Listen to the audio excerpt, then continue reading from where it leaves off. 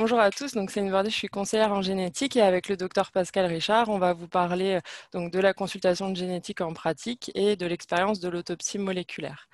Donc sans revenir évidemment sur ce qui a été dit précédemment, lorsque l'on s'intéresse à la mort subite du sujet jeune, on s'aperçoit que ça soit via donc l'autopsie comme on l'a vu, le bilan des apparentés ou en cas d'autopsie blanche, on va le voir, de l'autopsie moléculaire, que dans une proportion importante de cas, l'étiologie peut être une pathologie cardiaque héréditaire, d'où l'intérêt de la consultation de génétique. Et ça fait d'ailleurs partie totalement maintenant des recommandations internationales et c'est stipulé dans différents guidelines, notamment de l'ESC. Donc, comment peut être sollicitée la consultation de génétique? Eh bien, on peut être contacté par des professionnels de santé, donc ça peut être les réanimateurs, des cardiologues, parfois directement les anatomopathologistes qui nous adressent les familles, parfois les médecins traitants, et parfois aussi ça arrive directement par les familles. Donc évidemment, au vu du contexte, on s'organise pour pouvoir recevoir le plus rapidement possible les apparentés en consultation. Et il arrive parfois même que l'on puisse les rencontrer directement dans le service de réanimation. Donc c'est vraiment un premier contact qui nous permet d'une part d'organiser les prélèvements en pré-mortem, de discuter en cas d'évolution défavorable avec les réanimateurs, de proposer l'autopsie et de commencer un peu à organiser les choses. Et on reverra les familles dans un second temps. Donc, dans l'idéal, on s'organise pour pouvoir organiser une consultation pluridisciplinaire, donc en collaboration avec les cardiologues, mais aussi les psychologues qui ont un rôle tout à fait important dans cette prise en charge. Donc, en amont de la consultation initiale, on va essayer, lorsqu'il y a une autopsie, de pouvoir récupérer les conclusions de l'autopsie et également de s'assurer que des prélèvements ont pu être conservés, donc soit réalisés en pré-mortem, soit en post-mortem, pour évidemment, au moment où on discute de la possibilité de réaliser des analyses génétiques, de ne pas donner des faux espoirs à la famille si on sait d'emblée qu'aucun prélèvement n'a pu être conservé. Donc l'anamnèse va être très importante dans ces contextes. Donc notamment, on va faire une anamnèse détaillée concernant le cas index. On va vraiment essayer d'avoir le maximum de renseignements sur le contexte du décès et sur l'ensemble des antécédents de la personne, notamment pour orienter au mieux les analyses génétiques, pour voir si on doit orienter les analyses vers une cause syndromique, par exemple, si jamais on retrouve dans les antécédents un retard de développement ou des difficultés scolaires, ou bien des associations comme une myopathie ou d'autres signes extracardiologiques qui peuvent nous orienter vers des causes spécifiques sur lesquelles c'est important de ne pas passer. Pareil, l'anamnèse des antécédents familiaux va être très importante. Donc, c'est important de s'assurer qu'il n'y ait pas d'antécédents de mort subite ou de pacemaker, de défibrillateur. Et également, pour l'interprétation des résultats de génétique, c'est important de demander s'il y a un contexte de consanguinité, par exemple au sein du couple des parents. On va évidemment donc recueillir le consentement donc des ayants droit dans le contexte où la personne, le cas index est décédé, après avoir expliqué évidemment la finalité de l'examen, comme on le fait toujours en génétique, et puis l'intérêt et les limites de cette analyse et aussi les délais de l'analyse. Donc juste sans rentrer trop dans les détails comme ça a été expliqué précédemment, donc le cadre juridique pour pouvoir réaliser des tests génétiques en post-mortem est un petit peu flou actuellement. Je vous ai juste remis les textes qui l'évoquent, mais c'est important d'avoir en tête que dans le cadre de la révision de la loi de bioéthique, ça a fait vraiment l'objet d'une discussion à part entière et que les choses seront vraiment stipulées clairement dans le cadre de la révision de la loi de bioéthique. On pourra réaliser des analyses génétiques post-mortem lorsqu'il y a un intérêt pour comprendre la cause du décès de la personne et pour aider aussi à la prise en charge des apparentés, en recueillant du coup le consentement des ayants droit et en s'assurant également que la personne de son vivant ne s'était pas opposée à de telles analyses. Donc, on va également avoir une part importante pour expliquer l'intérêt du bilan cardiologique chez les apparentés, si jamais c'est nous qui recevons les apparentés dans un premier temps. Et on va évidemment collaborer dans ce cas-là avec les cardiologues et les cardiopédiatres pour organiser le bilan, qui peut être du coup soit un bilan cardiaque ciblé si on a déjà une idée du diagnostic, ou comme ça a été expliqué, un bilan large, donc en fonction des données de l'autopsie et de l'anamnèse. Et puis, on va également organiser le transfert des prélèvements. Donc, soit il y a pu y avoir un prélèvement sanguin pré-mortem sur des tubes d'ETA, soit du tissu frais congelé a pu être conservé, et dans l'idéal de la rate ou du poumon, comme le reprécisera le docteur Richard, pour pouvoir envisager ces analyses génétiques post-mortem. Et comme ça a pu être évoqué également, si l'autopsie a eu lieu dans un cadre médico-légal, on va devoir demander au procureur de la République une levée des scellés pour pouvoir récupérer du coup les prélèvements avec l'accord de la famille et les transférer au laboratoire en charge de l'analyse moléculaire. Donc, on va organiser ce transfert et ensuite orienter les analyses. Donc, en fonction des données de l'anamnèse et des données de l'autopsie, on peut parfois être amené à demander des analyses assez larges si jamais on n'a pas de piste particulière, ou des analyses un peu plus ciblées, soit sur une cardiomyopathie précise, une canalopathie, voire même un syndrome précis, si on a un certain nombre d'éléments qui peuvent nous faire penser à cela. Et c'est bien important pour les biologistes de transmettre avec le prélèvement un consentement évidemment, un arbre et le maximum de renseignements cliniques pour les aider à l'interprétation des analyses. Et notre rôle va aussi être d'orienter la famille vers les psychologues, donc soit vers la psychologue du service quand c'est possible. Alors nous, on a la chance d'avoir Stéphanie Starassi ici, soit vers le centre de ressources psychologiques de la filière cardiogène. Alors, je laisse la parole à Pascal et je reprendrai ensuite.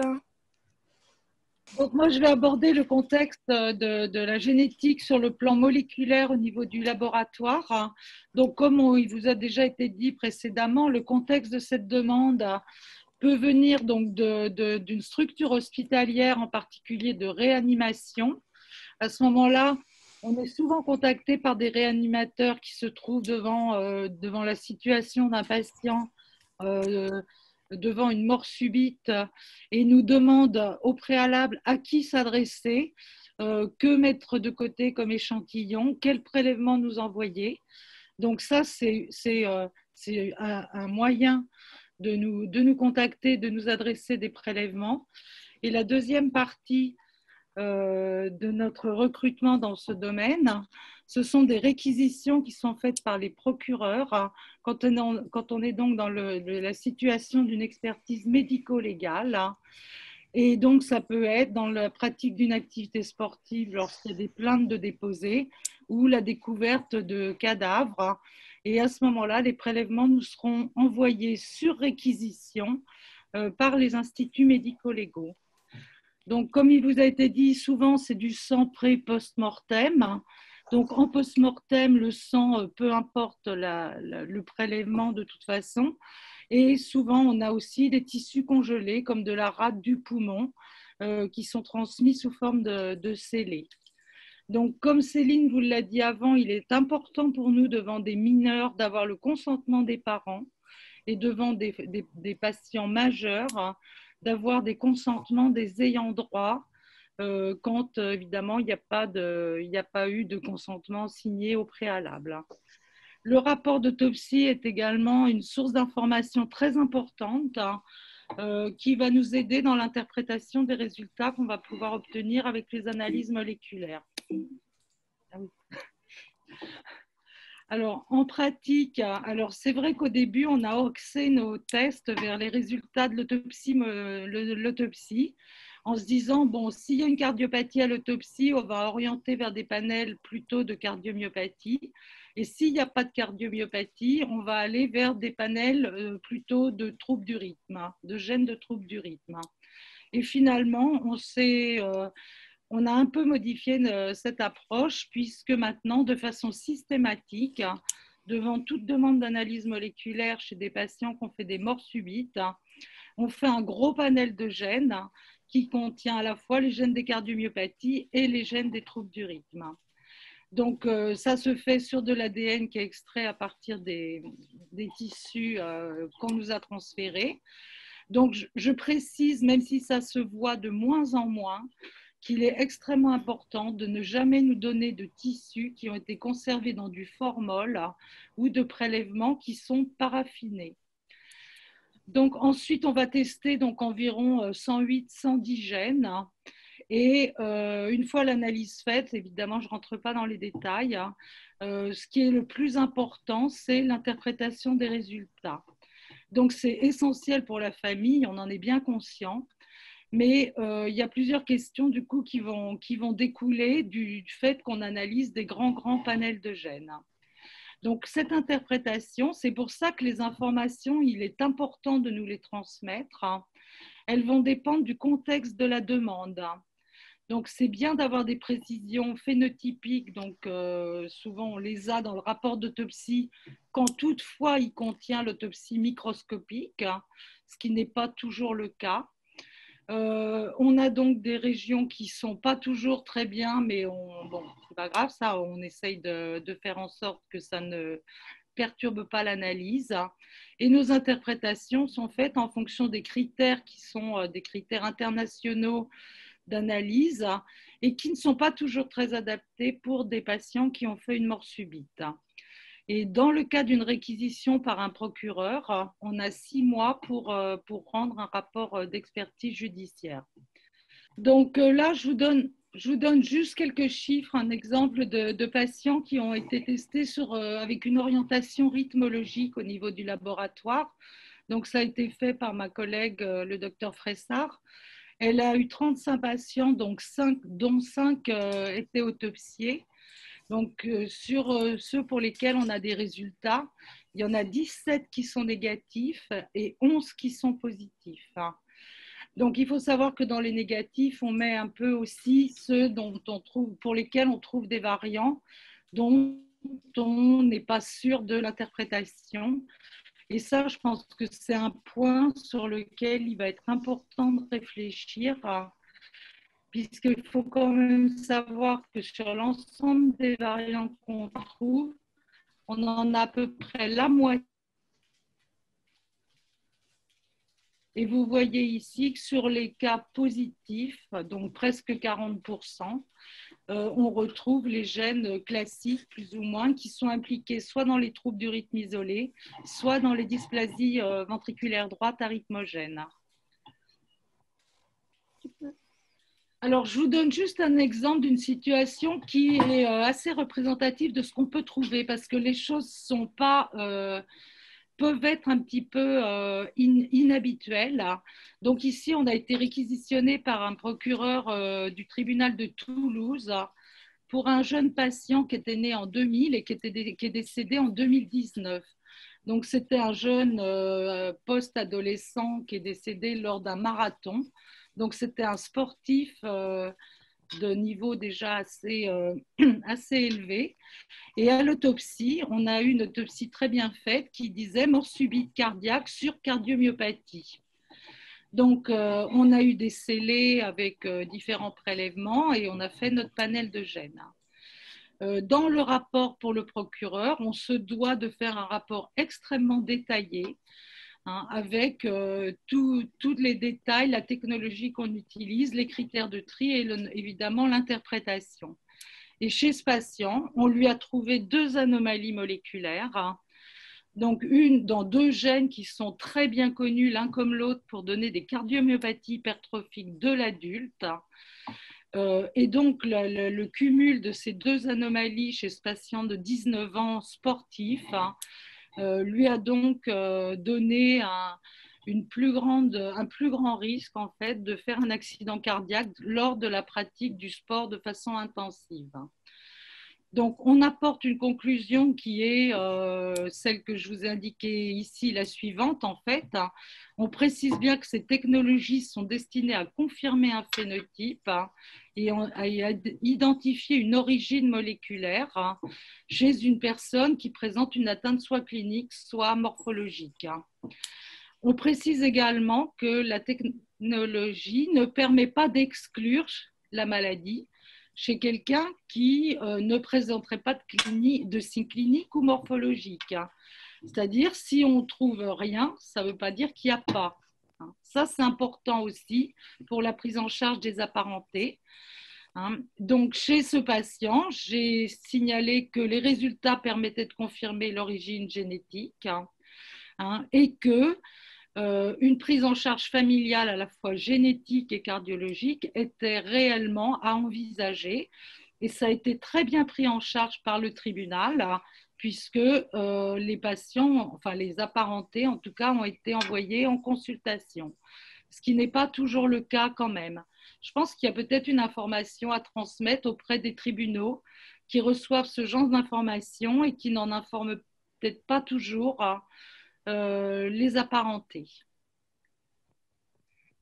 Alors, un autre cas qui, lui, n'a pas été aussi concluant, donc c'est un jeune aussi sportif de compétition qui est décédé donc, avec une autopsie avec des caractéristiques typiques d'une cardiomyopathie hypertrophique primitive, avec un gros cœur, hein. Et donc, nous, on était quasiment sûrs là, de trouver la cause du décès. Et en fait, malheureusement, dans cette situation, on n'a absolument rien trouvé. Donc, on n'exclut pas la maladie, mais le suivi des apparentés va être beaucoup plus difficile à faire. Je voulais vous apporter quelques remarques concernant cette autopsie moléculaire. Souvent, quand même, quand on a des anomalies sur l'autopsie, qu'elles soient macroscopiques ou microscopiques du cœur, on a quand même assez souvent une analyse contributive, moi je dirais dans la moitié des cas. Donc vraiment, cette autopsie, elle est importante. Et quand on n'a rien, aucune autopsie, aucun antécédent, malheureusement, souvent, on n'aboutit à rien du tout. Et notre interprétation, elle est aussi un peu influencée par ça. Quand on a des variants dont on n'est pas sûr, hein, si on n'a pas d'autopsie, on va pas en tenir compte. On ne veut pas orienter vers des choses qui sont pas certaines, on va dire, pour la prise en charge familiale. Donc malheureusement, il y a des cas où on se trouve, où le réanimateur, et on le comprend très bien, se trouve un peu dans une situation de précipitation, entre guillemets, devant la prise en charge d'une situation à laquelle il n'est pas forcément habitué et dans lequel il ne connaît pas ni de généticien qui soit dans la boucle pour la prise en charge familiale. Et c'est là où on peut être appelé en urgence. Et je pense que l'orientation vers la consultation de génétique est essentielle. Donc, l'examen cardiaque est fondamental, hein. Et je pense que l'analyse moléculaire, elle peut être importante pour la prise en charge des apparentés. Après, il y a une question que je me posais à laquelle je n'ai pas la réponse.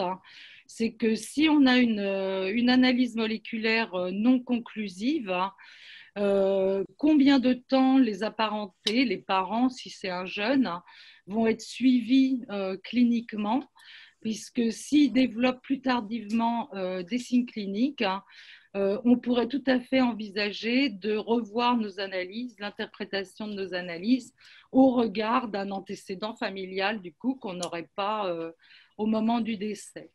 Donc, après, je pense que c'est des choses, et ça, c'est des recommandations donc, que j'ai prises dans la littérature, hein, qui ont été exposées déjà par Céline. Hein, et je pense que comme on est en retard, je vais passer très, très vite. Ok.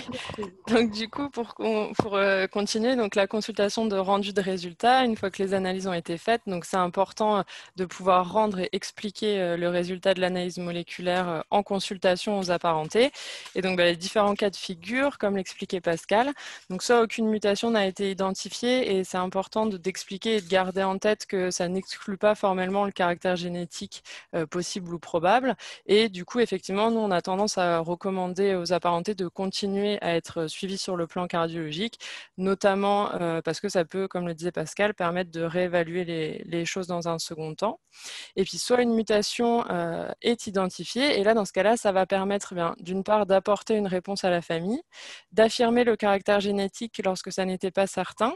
Donc là, juste pour illustrer, je vous ai mis des exemples de cas issus d'une publication récente du docteur Marie et du professeur Charon, qui reprenait 35 patients ayant fait une mort subite avec une suspicion de cardiomyopathie. Donc 15 mutations avaient été identifiées, et par exemple, à l'autopsie, chez cette femme, il y avait un diagnostic d'amylose. Donc on sait que ça peut être d'origine génétique, mais pas toujours. Et les analyses génétiques avaient permis d'identifier une mutation dans la transthyrétine. Donc ça permet d'affirmer cette fois-ci le caractère génétique et donc d'organiser la prise en charge des apparentés. Ça peut nous permettre également parfois d'affirmer le diagnostic lorsqu'il y a un doute, comme dans ce cas où il y avait une hypertrophie ventriculaire gauche lors de l'autopsie, mais qui était limite. Et chez ce jeune garçon, il a été identifié une mutation MYH7 bien connue pour donner des cardiomyopathies hypertrophiques. Donc ça permet de confirmer et d'appuyer le diagnostic. Ça va nous permettre aussi surtout de proposer ensuite aux apparentés de pouvoir bénéficier d'un test génétique prédictif, c'est-à-dire de déterminer leur statut génétique vis-à-vis de cette mutation et en fonction du résultat d'adapter leur prise en charge, de pouvoir rassurer et stopper la surveillance chez les personnes qui ne seraient pas porteuses de la mutation et à l'inverse de continuer de suivre régulièrement les personnes porteuses de la mutation. Ça peut parfois nous amener également à discuter d'un diagnostic prénatal ou d'un diagnostic préimplantatoire, hein, même si les demandes sont très rares. Et puis, ça nous permet aussi, dans un certain nombre de cas, de pouvoir donner un conseil génétique plus rassurant lorsqu'on est dans le cas de l'identification de ce qu'on appelle une néomutation, une mutation de novo, qui n'est retrouvée que chez le cas index et pas chez ses parents. Et donc, dans ce cas-là, le risque mis à part le risque de mosaïque germinale, le risque pour les apparentés est extrêmement faible et ça permet d'avoir un conseil génétique plus rassurant. Et évidemment, il y a le cas où on peut identifier, comme on le disait, des variants de signification inconnues. Et là, vraiment, la discussion entre cliniciens et les biologistes est extrêmement importante. Et il faut être très prudent sur l'utilisation de ces variants. Donc juste pour terminer, vous faire part de l'expérience locale donc de la Pitié-Salpêtrière depuis 2014 et grâce à mon collègue Aurélien Palmyre à Ambroise Paré, des données depuis 2016 donc à Ambroise Paré. Il y a 75 patients qui ont fait donc une mort subite et pour lesquels on a pu voir en consultation des apparentés. Malheureusement, dans 9 cas, l'analyse moléculaire n'était pas réalisable, soit parce qu'aucun prélèvement n'avait été conservé, soit parce que par exemple ils étaient dans du formol. Donc pour 12, l'analyse est en cours ou bien en attente. Et donc pour les patients pour lesquels on a pu réaliser l'analyse, dans 31 cas, l'analyse génétique n'a pas mis en évidence de mutation. On a identifié 7 variants de signification inconnus et on a pu identifier 7 mutations donc, retenues comme causales et pathogènes, donc ce qui fait quand même pour 30% des cas, avec, donc sans rentrer trop dans le détail, mais vous voyez différents gènes, soit de cardiomyopathie, soit de canalopathie, qui ont pu être identifiés. Et donc ça nous a permis d'améliorer la prise en charge des apparentés et de leur apporter des réponses. Voilà, merci beaucoup. Merci Céline, merci Pascal. Peut-être je vais passer aux questions tout de suite. On a compris que parmi vos 108 gènes, il y a donc le gène de l'amylose, c'était une des questions posées. Oui, oui, tout à fait, il est dedans. Ok. On demande aussi si jamais vous n'avez rien, aucune mutation, est-ce que vous réalisez parfois un exome? Alors, on ne l'a jamais fait parce que déjà avec nos 100, on a à peu près 40 de signification inconnue. Ce sont des gènes qu'on connaît bien et sur lesquels on a beaucoup de recul et donc si on fait un exome, je pense que on l'a jamais fait. Je pense qu'on aura du mal à conclure puisqu'on va se trouver confronté à des nouveaux gènes ou à des nouveaux variants pour lesquels on ne pourra pas affirmer qu'ils sont la cause du décès. Quand vous nous parlez de mutations retrouvées, pour qu'on soit bien d'accord, vous nous parlez de VSI de grade 5 et uniquement cela ou pas? Alors, les VSI, c'est les grades 3. De variants de grade 5, pardon. Voilà, alors on va sur des variantes de classe 4 et 5. 4 et 5, d'accord. C'est-à-dire des variants connus, publiés classe 5 ou des variants à quasiment 95% de risque d'être le variant causal. D'accord. On est très embêté. Juste un commentaire, par exemple. On est très ennuyé, par exemple, si on trouve une mutation lamine, parce que ça s'est produit dans le cas d'un décès d'un enfant plutôt jeune. On sait que c'est des variants pathogènes, mais on n'est pas sûr que c'est la cause du décès parce que les morts subites liées aux laminopathie chez les tout-petits, c'est très peu documenté et à ma connaissance, c'est quand même exceptionnel. Donc voilà, on interprète en fonction du contexte, on va le signaler bien évidemment, mais de là à le relier à la mort, au décès, voilà. Moi je me pose quelquefois des questions comme ça. Concernant les tissus, on a bien compris, pas de paraffine, pas de formol, donc c'est du tissu frais congelé, c'est ça? Tout à fait, tissu frais congelé. On peut congeler le sang, il n'y a aucun problème, même s'il est hémolysé, c'est pas grave, mais pas de formol et pas de paraffine. Pierre, des questions? Non, j'ai bien vu que l'imputabilité, c'était pas simple quand même en génétique, hein, et c'est vraiment un sujet qui avance tous les jours. Et je pense que c'est extrêmement important. Et vous avez tous souligné le fait que Maintenant, cette analyse, elle s'inscrit dans la prise en charge des patients, y compris des survivants. Et ça, c'est un point important, puisque une partie des pathologies va se révéler au cours de leur croissance quand c'est des jeunes, et on pourra avoir à ce moment-là vraiment à la fois la cause et puis surtout la possibilité d'agir sur les collatéraux. Donc, c'est vraiment des points importants.